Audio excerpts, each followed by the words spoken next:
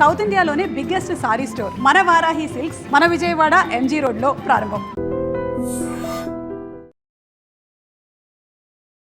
నమస్కారం, welcome to I dream. నేను మీ సంగీత. ఒక మహిళా డాక్టర్కి సంబంధించిన సెమీ న్యూడ్ పిక్స్ అన్నీ కూడా వాట్సాప్లో షేర్ చేసిన వెంకటేష్ అండ్ వంశీ అనే ఇద్దరు వ్యక్తుల మీద జూబ్లీ హిల్స్ పోలీస్ స్టేషన్లో కేసు ఫైల్ అయింది. అసలు ఏం జరిగింది అనేది మనం ఒకసారి చూస్తే, ఎవరైతే ఈ మహిళా డాక్టర్ ఉన్నారో ఆవిడ వచ్చేసి రోడ్ నెంబర్ 2లోని ఒక రిహాబిలిటేషన్ సెంటర్లో డాక్టర్గా తన పని చేయడం జరుగుతుంది. తను అయితే పనిచేస్తున్నప్పుడు అక్కడ సూపర్వైజర్స్గా వీళ్ళిద్దరు కూడా వర్క్ చేస్తున్నారు, వెంకటేష్ అండ్ వంశీ.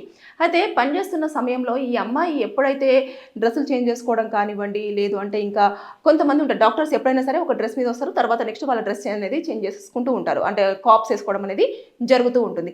ఆ సమయంలో తనకు సంబంధించిన ఫొటోస్ మరి ఎక్కడి నుంచి కలెక్ట్ చేశారో కానీ వాళ్ళు ఆ ఫొటోస్ తీసేసుకొని వాటిని వాట్సాప్లలో కూడా అందరికీ షేర్ చేయడం అనేది జరిగింది. అది గ్రహించిన మహిళా డాక్టర్ వెంటనే ఇమీడియట్గా స్పందించి దగ్గరలోని జూబ్లీహిల్స్ పిఎస్కి వెళ్ళేసి కేసు ఫైల్ చేసింది. చేయగానే వాళ్ళిద్దరిని కూడా పోలీసులు అదుపులోకి తీసుకున్న తర్వాత విచారించిన తర్వాత వారి యొక్క స్టేట్మెంట్ అనేది మేము ఇలా తీయడం జరిగింది అది అని చెప్పేసి చెప్పారు. కానీ ఇక్కడ ఏమవుతుందంటే, ఎప్పుడైనా సరే వర్కింగ్ ప్లేసులలో ఇలాంటివన్నీ మహిళలకు చాలా కాలంగా నుంచి కూడా ఫేస్ చేస్తూనే ఉన్నారు. అంటే వారు ప్రైవేట్ టైంలలో ఉన్నప్పుడు, వాష్రూమ్లో ఉన్నప్పుడు కూడా చిన్న సీసీ కెమెరాలు అనేది పెట్టడం జరుగుతుంది. దానివల్ల కూడా అక్కడ వీడియోస్ కానివ్వండి, ఫొటోస్ కానీ వస్తున్నాయి. వాటిని క్యాప్చర్ చేసేసి వాళ్ళు ఏం చేస్తున్నారంటే బ్లాక్మెయిల్ చేయడం అనేది చేస్తున్నారు. బ్లాక్మెయిల్ కాకుండా కొంతమంది రాక్షసానందం వాటిని చూసుకుంటూ ఎంజాయ్ చేస్తూ ఉంటారు. ఇక కొంతమంది అయితే ఇలాగే ఇతరులకు ఫార్వర్డ్ చేసేసి ఎంతో కొంత డబ్బులు అనేది కలెక్ట్ చేసుకుంటూ ఉంటారు. ఇలాంటివన్నీ రకరకాల వేళల్లో వాళ్ళు ఉంటూ ఉన్నారు. అయితే ఇలాంటి కేసులలో మనం చూసేసుకుంటే, ఎప్పుడైతే ఒకరికి సంబంధించిన ప్రైవసీని మనం డిస్టర్బ్ చేస్తున్నామో కంపల్సరిగా వారిపైన శిక్ష అనేది పడడం జరుగుతుంది. వారికి కంపల్సరీ శిక్ష ఉంటుంది. అది ఒక 5 నుంచి 7 సంవత్సరాల వరకు శిక్ష పడుతుంది. అంటే ఆర్టికల్ 19 కానివ్వండి, 21 కానివ్వండి, ఇవన్నీ కూడా ఏమి చేస్తుందంటే రైట్ స్పీచ్ అని చెప్పేసి ఎలా ఉంటుందో, మనకు మన యొక్క ప్రైవసీని మనకు తెలియకుండా, మన పర్మిషన్ లేకుండా మనకు సంబంధించిన వీడియోస్ కానివ్వండి, ఫొటోస్ కానివ్వండి, అవి తీసిన మన పర్మిషన్ లేకుండా వేరే వాళ్లకు మనకు సంబంధించిన ఫోటోను, అది నార్మల్ ఫోటో అయినా లేదంటే ఇలా సెమీ న్యూడ్ పిక్స్ అయినా సరే, మన పర్మిషన్ లేకుండా వేరే ఇతరులకు ఫార్వర్డ్ చేసినా కూడా వారు శిక్ష అనుభవించక తప్పదు. ఐపీసీ సెక్షన్స్ లేదంటే బిఎన్ఎస్ కింద కూడా సెక్షన్స్ వారికి అట్రాక్ట్ అయ్యే ఛాన్సెస్ ఉంటుంది. ఇకపోతే వారు వాట్సాప్లో పంపించడం జరిగింది కదా, ఇక్కడ ఐటీ యాక్ట్ 2000 ప్రకారంగా కూడా వారికి శిక్ష అనేది ఉంటుంది. దాంట్లో 3 years వరకు జైలు శిక్ష పడే అవకాశం ఉంటుంది. దాంతోపాటు ఫైన్ కూడా విధించే ఛాన్సెస్ ఉంటాయి. ఇకపోతే ఆవిడకు తెలియకుండా ఇదంతా జరిగిపోయింది కదా, ఆవిడ పరువు అనేది తీయడం జరిగింది కాబట్టి ఆవిడ డెఫమేషన్ కేసు కూడా వేసుకునే ఛాన్సెస్ ఉంటాయి. అప్పుడు తను ఎంత డిమాండ్ చేస్తే అంత, ఎవరైతే ఆ సూపర్వైజర్స్ ఇద్దరు ఉన్నారో వారు కూడా ఆవిడకి చెల్లించాల్సిన అవసరం ఉంటుంది. ఎందుకంటే కోర్టు దీన్ని పరిగణలోకి తీసుకుంటుంది కంపల్సరీగా. ఎందుకంటే ఆవిడ ఒక వైద్య వృత్తిలో ఉండడం జరిగింది, అంటే సేవ్ చేయడానికండి. ఆ రిహాబిలిటేషన్ సెంటర్లోకి వచ్చిన పేషెంట్స్ ఎవరైతే ఉంటారో వారికి మోరల్ సపోర్ట్ ఇవ్వడం కానివ్వండి, లేదు అనుకుంటే వాళ్ళు ఏదైతే కొంచెం మానసికంగా ఇబ్బందిగా ఉన్నా సరే, కొంతమంది డ్రింక్ చేసిన వాళ్ళ ఒక అలవాటు నుంచి చేంజ్ చేయడం కానివ్వండి, ఇలాంటివి రిహాబిలిటేషన్స్ ఎక్కువగా యూజ్ అవుతూ ఉంటాయి. అలాంటి సిచ్యువేషన్లో ఉన్నప్పుడు ఈవిడ మానసిక పరిస్థితినే వాళ్ళు చాలా వరకు డిస్టర్బ్ చేశారు. కాబట్టి దీని నేపథ్యం ఒకటైతే, అంతేకాకుండా తను సొసైటీలో ఒక మంచి పొజిషన్లో ఉండి ఆవిడ ఇతరులకు సేవలు చేస్తున్న అమ్మాయిని బ్యాడ్ చేయాలన్న ఇది చేశారు కాబట్టి దాని ప్రకంగా డెఫమేషన్ కేసు వస్తుంది. ఇకపోతే ఆవిడ యొక్క ప్రైవసీని డిస్టర్బ్ చేశారు కాబట్టి దాని ప్రకారంగా కేసు ఉంటుంది.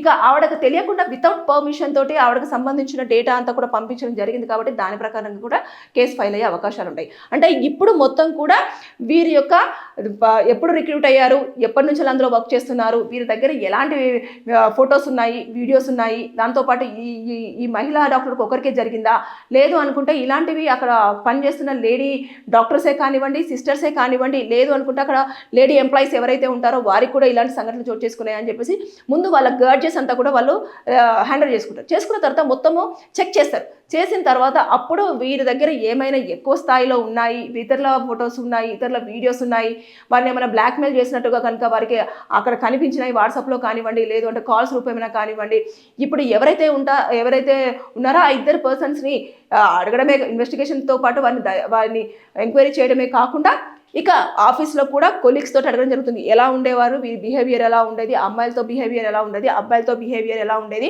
అసలు వీళ్ళ ప్రవర్తన విధానం ఏ విధంగా ఉండేది అని చెప్పేసి ఇక్కడే ఆగిపోరు. వాళ్ళ తల్లిదండ్రుల దగ్గరికి కూడా వెళ్ళడం జరుగుతుంది. తల్లిదండ్రుల దగ్గర కూడా వారి ఇన్ఫర్మేషన్ తీసుకుంటారు, వాళ్ళ ఫ్రెండ్స్తో కూడా ఇన్ఫర్మేషన్ తీసుకుంటారు. వాళ్ళ ఫ్రెండ్స్ని కూడా పిలిచి ఎవరైతే వీళ్ళకు ఫ్రీక్వెంట్గా కాల్స్ చేస్తూ ఉన్నారో వారిని కూడా వీరి గురించి అడిగి తెలుసుకోవడం అనేది జరుగుతుంది. ఎందుకనంటే ఇప్పుడు ఫ్రీక్వెంట్గా ఒక ఫ్రెండ్ కాల్ చేస్తున్నారంటే వీళ్ళు చేసే ఈ క్రైమ్లో వారికి ఏమైనా భాగం ఉందా, వారేమైనా అడుగుతున్నారా, వారేమైనా దీన్ని వారికి పంపించిన తర్వాత ఎక్కడికైనా ఫార్వర్డ్ చేయడం జరుగుతుందా, దానివల్ల ఏమైనా ఇన్కమ్ వీళ్ళకి వస్తుందా, ఇలాంటివన్నీ కూడా చెక్ చేస్తారన్నట్టు. చెక్ చేసిన తర్వాత ఇది చాలా వరకు క్రిమినల్ ఎఫెన్స్. దీనికి అసలు కొన్ని సందర్భాలలో బెయిల్ ఉంటుంది, కొన్ని సందర్భాలలో నాన్ బెయిలబుల్గా దీన్ని కన్సిడర్ చేయడం జరుగుతుంది. ఇకపోతే జైలుకి వెళ్ళారు అంటే మినిమం 7 years వరకు కూడా జైల్లో కూర్చోవలసిన పరిస్థితి చోటు చేసుకుంటుంది. దాంతోపాటు ఈ అమ్మాయి కనుక డెఫమేషన్ కేసు వేసిందంటే ఎంత డిమాండ్ చేస్తా అంత డబ్బులు వాళ్ళు ఖచ్చితంగా ఆ అమ్మాయికి ఇవ్వాల్సి ఉంటుంది. ఇకపోతే వారి ఉద్యోగం కూడా ఇప్పుడైతే వెళ్ళిపోయే ఛాన్స్, అంటే వాళ్ళను టర్మినేట్ చేసే ఛాన్సెస్ అయితే ఉంటాయి. అది ప్రైవేట్ కంపెనీదే, ప్రైవేట్ రిహాబిలిటేషన్ సెంటరే కాబట్టి ఖచ్చితంగా ఉద్యోగాలు అయితే ఉండవు. ఒక పర్సన్ మీద కేసు ఫైల్ అయ్యింది అంటే మాత్రం ఖచ్చితంగా వారి ఉద్యోగం నుంచి టర్మినేట్ చేయడం అనేది జరుగుతుంది. ఇక ఎప్పుడైతే ఈ కేసు ఫైల్ అయ్యిందో అయిన వెంటనే వాళ్ళ ఆధార్ కార్డు తీసుకోవడం జరుగుతుంది. కాబట్టి వీరి ఆధార్ కార్డు మీద ఎప్పుడు కూడా ఈ కేసు అనేది వాళ్ళకి రిఫ్లెక్ట్ అవుతూనే ఉంటుంది అన్నట్టు. ఎప్పుడైనా సరే ఖచ్చితంగా ఈ పర్సన్ వెంకటేష్ అనేది, వంశీ అనే పేరు ఆధార్ కార్డు కొట్టగానే అచ్చా వీళ్ళు అమ్మాయిని ఇలా సెమీ న్యూడ్ పిక్స్ తీసేసి అందరికి ఫార్వర్డ్ చేసి డిజిటల్ ప్లాట్ఫామ్స్ మీద ఇట్లా చేయడం జరిగింది, అమ్మాయి పరువు తీయడం జరిగింది, అమ్మాయిని కొంచెం సెక్సువల్ అసాల్ట్ చేయడం జరిగింది అనేది వాళ్ళు కనుక కన్సిడర్ చేసుకో అంటే తెలిసిపోతుంది అక్కడ వారికి ఏమేమి శిక్షలు పెట్టారు, ఏంటిది, ఏమేమి సెక్షన్స్ ఉన్నాయి, ఏమేమి శిక్షలు పడాయి, అవన్నీ కూడా అక్కడ క్లారిటీ ఉంటుంది అన్నట్టు. ఎప్పుడైనా సరే ఒకసారి కేసు ఫైల్ అయితే మళ్ళీ అది ఎన్ని ఇయర్స్ తర్వాతనో పోయిన తర్వాత అప్పుడు మళ్ళీ అది ఒక 1-2 years తర్వాత మొత్తము అచ్చా కేసులు ఏం లేవు, 0 అని వస్తుంది. అప్పుడు మీ ప్రవర్తన కూడా చాలా సత్ప్రవర్తనగా ఉండాలన్నట్టు. అంటే బయటకు వచ్చిన తర్వాత కూడా ఎలాంటి నేరాలలో కానివ్వండి, అదేవిధంగా ఎలాంటి గొడవల్లో కానివ్వండి, ఇలాంటి సిచ్యువేషన్స్లో కానివ్వండి ఏం ఉండకుండా కామ్గా మీ పని మీరు చేసుకోవాలి, ఇంటికి రావాలి, తినాలి, మళ్ళీ పని చేసుకోవాలి, ఫ్యామిలీతోటి ఎంజాయ్ చేయాలి, ఫ్రెండ్స్ తోటి నీట్గా ఉండాలి. అలా గుడ్ బాయ్ అనిపించుకున్నప్పుడు మాత్రమే ఒక ఆధార్ కార్డు మీద రిఫ్లెక్ట్ అయ్యే ఈ క్రిమినల్ కేసు అనేది కొంచెం అది టర్మినేట్ అయ్యే ఛాన్సెస్ ఉంటుంది అన్నట్టు. లేదు అనుకుంటే అది ఇంకా ఎప్పటికీ రిఫ్లెక్ట్ అవుతూనే ఉంటుంది అన్నట్టు. మీరు ఇంకో గొడవలు వచ్చారనుకో దాంతోపాటు ఇది కూడా యాడ్ అవుతుంది. ఇలాంటివన్నీ చోటు చేసుకుంటాయి. సో ఎప్పుడైతే ఈ మహిళా డాక్టర్ ఉన్నారో ఆవిడ తొందరగానే అంటే తొందరగా గ్రహించి ఇమీడియట్గా పోలీసులకు ఇన్ఫర్మేషన్ ఇచ్చింది కాబట్టి చాలా పెద్ద ప్రమాదం నుంచే తప్పించుకుంది అని చెప్పేసి మనం అనుకోవచ్చు. అంటే ఎంతకాలం నుంచి ఆవిడని ఇబ్బంది పెడుతున్నారో, ఎంతకాలం నుంచి ఆవిడని ఫొటోస్ అన్ని కూడా ఫార్వర్డ్ చేయడం జరుగుతుందో, ఆ ఫొటోస్ ఎక్కడెక్కడికి వెళ్ళాయో, ఎవరెవరు ఎలాంటి ప్లాట్ఫామ్స్ మీద దాన్ని యూజ్ చేస్తున్నారో అన్న విషయం కూడా మనకు తెలియదు. కాబట్టి ఇప్పుడు పోలీసులంతా కూడా వారు చేస్తున్న ఇన్వెస్టిగేషన్లో కానివ్వండి, ఎంక్వైరీలో కానివ్వండి పూర్తి ఇన్ఫర్మేషన్ తీసుకున్న తర్వాత అప్పుడు సెక్షన్ సబ్ట్రాక్ట్ చేస్తూ కోర్టులో ప్రొడ్యూస్ చేసేసి వారిని రిమాండ్కి పంపించడం అనేది జరుగుతుంది. ఏదేమైనా సరే కానీ ఉద్యోగం చేస్తున్న ప్లేసులలో కానివ్వండి, కాలేజెస్లలో కానివ్వండి, స్కూల్స్లో కానివ్వండి, లేదంటే అద్దె ఇంట్లలో కానివ్వండి, ఎక్కడ ఉన్నా సరే ఖచ్చితంగా మనం జాగ్రత్తలు తీసుకోవాల్సిన అవసరం ఎంతైనా ఉంది. లేని పక్షంలో ఇలాంటి దారుణమైన దరిద్రులు మన చుట్టుపక్కలనే ఉంటారు. మనకు సంబంధించిన ప్రైవసీని అంతా డిస్టర్బ్ చేసేసి బాత్రూములలో, బెడ్రూములలో, హాల్లలో, లేదంటే ఫ్యాన్స్లలో, ఇలాంటి వాటిలలో ఎక్కడో ఒక కాడ కెమెరాస్ పెట్టేసి వాళ్ళు ఫొటోస్ కానీ వీడియోస్ కానీ కలెక్ట్ చేసేసి తర్వాత బ్లాక్మెయిల్ అనేది చేయడం అనేది ఈ డేస్లలో చాలా నార్మల్, కామన్ అయిపోయింది. కాబట్టి అలర్ట్గా ఉండాల్సిన అవసరం ఎంతైనా ఉంది. Be careful, be alert. Thank you. And for more videos, please subscribe to iDream. Please subscribe to iDream. Please subscribe iDream. And please subscribe to iDream. For more videos, subscribe to iDream. please like, share and subscribe to the channel. Congratulations, iDream. Subscribe to iDream. Subscribe to iDream. So subscribe to iDream Media. iDream ki iDream team andarki huge congratulations. Please subscribe iDream Media. Please subscribe to iDream. Subscribe iDream. Please subscribe to iDream. iDream అంటే నా కళల ఛానల్ను subscribe చేసుకున్న నోరు తిరుగుతలేదు. మీరైతే గంట గుర్తు కొట్టండి. For more such videos, please subscribe to iDream. Subscribe to iDream. Please subscribe to iDream. Please subscribe iDream Media. Please do subscribe to iDream. Please subscribe to iDream Media. For best entertainment and information, please subscribe iDream. And don't forget to subscribe to iDream.